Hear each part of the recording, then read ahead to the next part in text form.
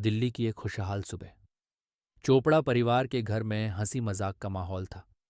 गीता और संजय, दो प्यारे भाई बहन, अपनी मासूमियत और खुशमिजाजी से सबका दिल जीत लेते थे। गीता एक होनहार छात्रा और थिएटर आर्टिस्ट थी, जबकि संजय नेवी में शामिल होने का सपना देख रहा था। लेकिन इस मासूमियत भरे जीवन को ऐसी नजर लगी जिसने सब कुछ बर्बाद कर दिया। दूसरी ओर रंगा और बिल्ला, जिनका असली नाम कुलजीत सिंह और जसबीर सिंह था, उनकी जिंदगी जुर्म और अंधेरे से भरी हुई थी। छोटे मोटे अपराधों से शुरू हुआ उनका सफर एक दिन मासूम बच्चों के खून से लाल हो गया। आखिर ये दो कहानियां कैसे टकराईं, और वो कौन सा दिन था जिसने देश को झकझोर कर रख दिया? आइए जानते हैं इस दिल दहला देने वाली घटना की हर परत। अगर आपको भी ऐसी कहानियां सुनना पसंद है जो क्राइम से भरी हुई हैं, तो चैनल को सब्सक्राइब कर लीजिए। हम हर हफ्ते आपके लिए दो ऐसी कहानियां लाते हैं। वापस आते हैं आज की कहानी पे। चोपड़ा परिवार दिल्ली का एक शिक्षित और प्रतिष्ठित परिवार था। परिवार के मुखिया मेजर सुभाष चोपड़ा भारतीय सेना में एक प्रतिष्ठित अधिकारी रह चुके थे। उनका जीवन अनुशासन और मूल्यों पर आधारित था। उनकी पत्नी नीलम चोपड़ा एक घरेलू महिला थी, जो अपने बच्चों के भविष्य को लेकर बेहद समर्पित थीं। उनके दो बच्चे थे, गीता और संजय। गीता चोपड़ा 17 साल की एक होनहार और बहुप्रतिभाशाली लड़की थी। वह स्कूल में पढ़ाई के साथ साथ थिएटर और डांस में भी बेहद रुचि रखती थी। गीता ने राष्ट्रीय स्तर पर कई ड्रामा प्रतियोगिताओं में हिस्सा लिया था और हमेशा अपनी प्रतिभा से सबका दिल जीत लिया था। परिवार को गीता पर गर्व था और वे उसे एक सफल अभिनेत्री या कलाकार के रूप में देखना चाहते थे। संजय चोपड़ा 14 साल का, गीता से छोटा था लेकिन अपने सपनों में बहुत बड़ा था। उसकी ख्वाहिश थी कि वह भारतीय नौसेना में शामिल होकर देश की सेवा करे। संजय ने अपने स्कूल के दोस्तों के साथ हमेशा अपने नेवी के सपनों को साझा किया था। उसकी मासूमियत और हंसी मजाक वाला स्वभाव उसे हर किसी का पसंदीदा बना देता था। 26 अगस्त 1978 का दिन चोपड़ा परिवार के लिए सामान्य लग रहा था। गीता और संजय दोनों अपने दोस्त के साथ ऑल इंडिया रेडियो के एक कार्यक्रम में हिस्सा लेने जा रहे थे। दोनों भाई बहन काफी खुश थे और परिवार ने उन्हें इस भरोसे के साथ विदा किया कि वे जल्दी लौट आएंगे। गोल डाकखाना के पास बस स्टॉप पर खड़े होकर वे बस का इंतजार कर रहे थे। उसी समय एक गाड़ी उनके पास आकर रुकी। गाड़ी में दो लोग थे, रंगा और बिल्ला। दोनों ने खुद को नेवी ऑफिसर बताया और बच्चों को गाड़ी में बैठने के लिए कहा। गीता और संजय ने उनकी बात पर भरोसा किया, क्योंकि वे खुद भी विनम्र और सुसंस्कृत दिखने का नाटक कर रहे थे।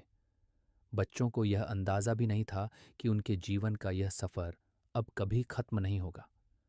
रंगा और बिल्ला ने गाड़ी को दिल्ली के बाहरी इलाकों की तरफ मोड़ दिया। रास्ते में उन्होंने बच्चों से बातचीत की ताकि उन्हें डर न लगे। लेकिन जैसे ही गाड़ी सुनसान इलाके में पहुंची, उन्होंने अपना असली रूप दिखाना शुरू कर दिया।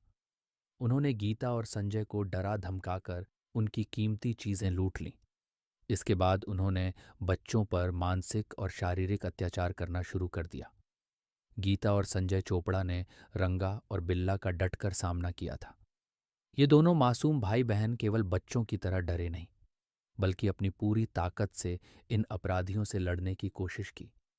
जब रंगा और बिल्ला ने उन्हें गाड़ी में बंद किया और धमकियां दी, तब गीता ने न केवल खुद को बचाने की कोशिश की, बल्कि अपने भाई संजय को भी बचाने के लिए पूरी ताकत झोंक दी। उसने उनकी बातों का विरोध किया और गाड़ी से बाहर निकलने की कोशिश की। संजय, जो महज 14 साल का था, ने भी बहादुरी दिखाते हुए रंगा और बिल्ला के सामने झुकने से इनकार कर दिया। उसने अपने बल और साहस से उनका सामना किया, लेकिन उनके पास हथियार और ताकत ज्यादा थी। रंगा और बिल्ला ने गीता और संजय के इस साहस को देखकर उन्हें और ज्यादा प्रताड़ित किया, लेकिन दोनों ने आखिरी दम तक हार नहीं मानी। उनकी यह बहादुरी दिल झकझोर देने वाली थी, जो यह दिखाती है कि किस तरह इन मासूम बच्चों ने अपनी जान बचाने के लिए पूरी हिम्मत से लड़ाई की। इस घटना ने पूरे देश को गमगीन कर दिया, लेकिन गीता और संजय की इस बहादुरी को हमेशा याद किया जाएगा। उनकी इस लड़ाई ने रंगा और बिल्ला जैसे दरिंदों की निर्दयता को उजागर कर दिया और न्याय पाने की दिशा में महत्वपूर्ण भूमिका निभाई। गीता और संजय चोपड़ा के घर देर रात तक लौटकर न आने पर उनके माता पिता को चिंता होने लगी। मेजर सुभाष चोपड़ा और नीलम चोपड़ा ने पहले तो सोचा कि शायद बच्चे अपने किसी दोस्त के घर रुक गए होंगे, लेकिन जब देर रात तक कोई खबर नहीं मिली तो उनकी चिंता बढ़ गई। अगले दिन सुबह तक जब बच्चों का कोई पता नहीं चला तो उन्होंने पुलिस में शिकायत दर्ज कराई। इस बीच एक व्यक्ति ने पुलिस को सूचना दी थी कि उसने गोल डाकखाना के पास एक गाड़ी में दो बच्चों को जबरदस्ती ले जाते हुए देखा है। उसने बताया कि गाड़ी का नंबर नोट करने की कोशिश की थी, लेकिन बाद में पता चला कि गाड़ी पर जो नंबर प्लेट थी वह फर्जी थी। ये जानकारी पुलिस के पास होने के बावजूद गाड़ी और अपराधियों का कोई सुराग नहीं मिला। फर्जी नंबर प्लेट के कारण पुलिस का शुरुआती जांच का रास्ता गलत दिशा में चला गया और अपराधी रंगा और बिल्ला बेखौफ होकर अपने कुत्सित इरादों को अंजाम देते रहे। इस लापरवाही ने गीता और संजय की जान बचाने का मौका पुलिस के हाथ से छीन लिया। जब पुलिस ने कुछ दिनों बाद जंगल में गीता और संजय के शव बरामद किए तो यह खबर चोपड़ा परिवार पर गाज की तरह गिरी। परिवार का दर्द और गुस्सा बयां करना मुश्किल था। उन्हें यकीन नहीं हो रहा था कि उनके मासूम और होनहार बच्चों के साथ इतनी भयानक घटना हो सकती है। इस घटना ने न केवल पुलिस की कार्यप्रणाली पर सवाल खड़े किए, बल्कि पूरे समाज को यह सोचने पर मजबूर कर दिया कि अपराधियों के हौसले इतने बुलंद कैसे हो गए। पुलिस को यह जानने में कुछ समय लगा कि गीता और संजय के अपहरण के पीछे रंगा और बिल्ला थे, लेकिन धीरे धीरे कई महत्वपूर्ण सुराग सामने आए, जिनकी मदद से पुलिस ने अपराधियों तक पहुंचने में सफलता पाई। पहला बड़ा सुराग तब मिला जब एक व्यक्ति ने पुलिस को सूचना दी कि उसने 26 अगस्त को गोल डाकखाना के पास दो बच्चों को एक संदिग्ध गाड़ी में जबरदस्ती बैठते देखा था। उसने यह भी बताया कि गाड़ी पर एक फर्जी नंबर प्लेट थी। इस सूचना ने पुलिस को अपराधियों के बारे में सोचने पर मजबूर किया, लेकिन शुरुआत में गाड़ी का कोई ठोस सुराग नहीं मिला। इसके बाद पुलिस ने होटल्स और अन्य सार्वजनिक स्थानों पर जांच शुरू की और पाया कि रंगा और बिल्ला, जो पहले भी अपराधों में शामिल रहे थे, हाल ही में कुछ संदिग्ध गतिविधियों में शामिल थे।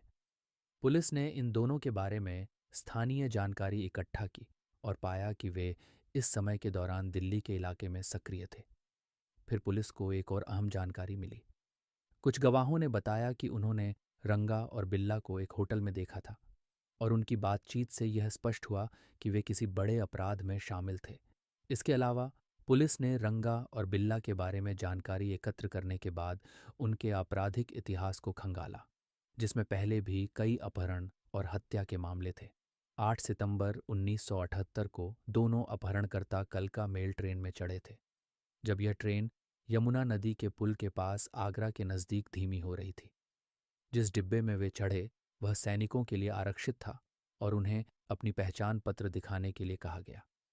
इसके बाद उन्होंने सेना के जवानों से झगड़ा शुरू कर दिया और उन्हें दबा लिया गया।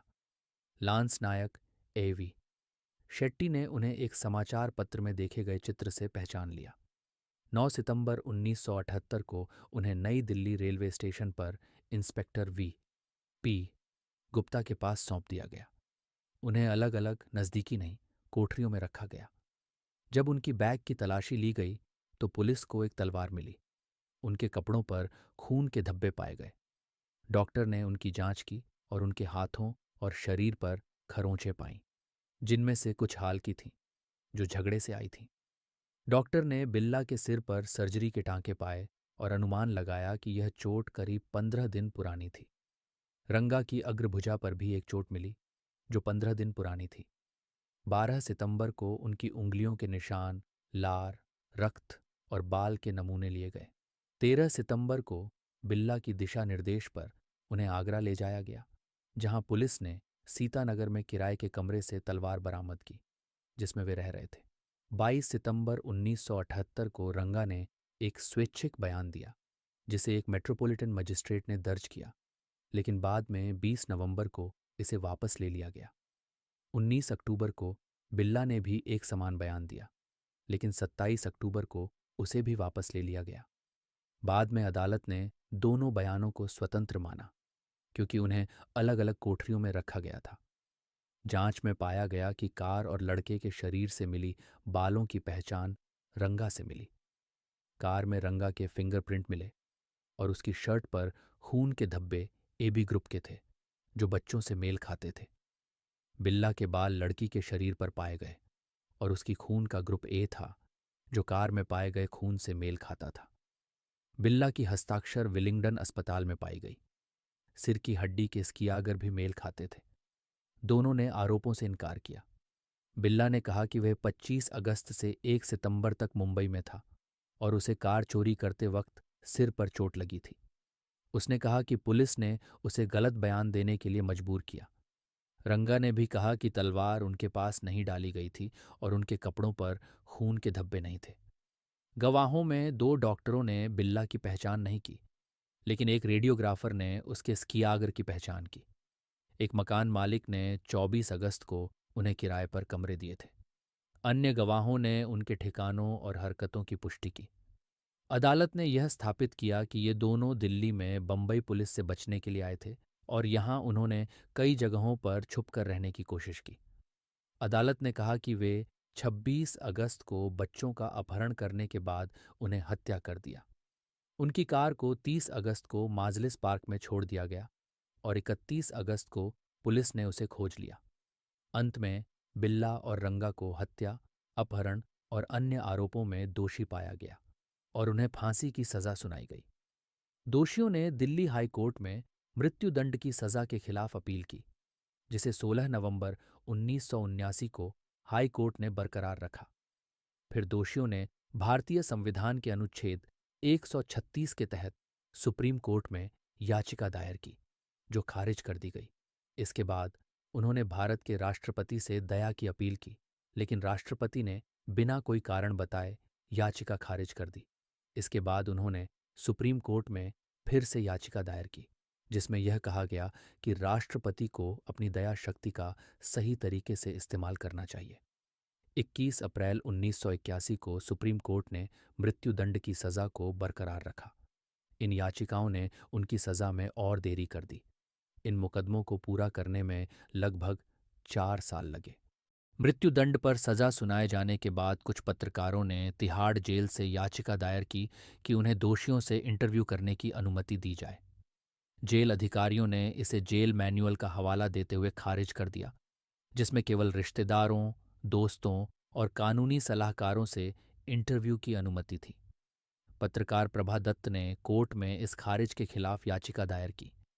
7 नवंबर 1981 को सुप्रीम कोर्ट ने फैसला दिया कि दोषियों से इंटरव्यू करने की अनुमति दी जाए, अगर वे तैयार हों। पत्रकारों को 1 घंटे के लिए एक साथ इंटरव्यू करने की अनुमति दी गई और जेल में प्रवेश से पहले उनकी तलाशी ली गई। ये फैसला भारतीय कानून में एक मील का पत्थर माना जाता है। 30 जनवरी 1982 को 5 पत्रकारों, जिनमें हिंदुस्तान टाइम्स की Prabha Dutt, the National Herald के प्रकाश पाटरा और द टाइम्स ऑफ इंडिया की उषा राय को इंटरव्यू करने की अनुमति दी गई। इंटरव्यू किए गए दोषी जसबीर सिंह उर्फ बिल्ला थे, जिन्होंने अपनी निर्दोषता का दावा किया। रंगा ने इंटरव्यू देने से इनकार कर दिया। दोनों को 31 जनवरी 1982 को फांसी दी गई। बिल्ला चुप था, लेकिन रंगा ने फांसी पर चढ़ने का विरोध किया। उनके शव उनके रिश्तेदारों ने नहीं लिए। इस तरह 31 जनवरी 1982 को बिल्ला और रंगा को फांसी दे दी गई और उनका मामला भारतीय न्याय व्यवस्था के इतिहास में एक काले अध्याय के रूप में दर्ज हो गया। ये कांड समाज में अपराध और सजा के बारे में कई सवाल खड़े करता है, जो आज भी लोगों के दिमाग में गूंजते हैं। अगर आपको ये कहानी पसंद आई हो तो कृपया इस वीडियो को लाइक करें और हमारे चैनल को सब्सक्राइब करें, ताकि हम ऐसी और दिलचस्प कहानियाँ आपके सामने ला सकें। साथ ही कमेंट में अपने विचार ज़रूर साझा करें।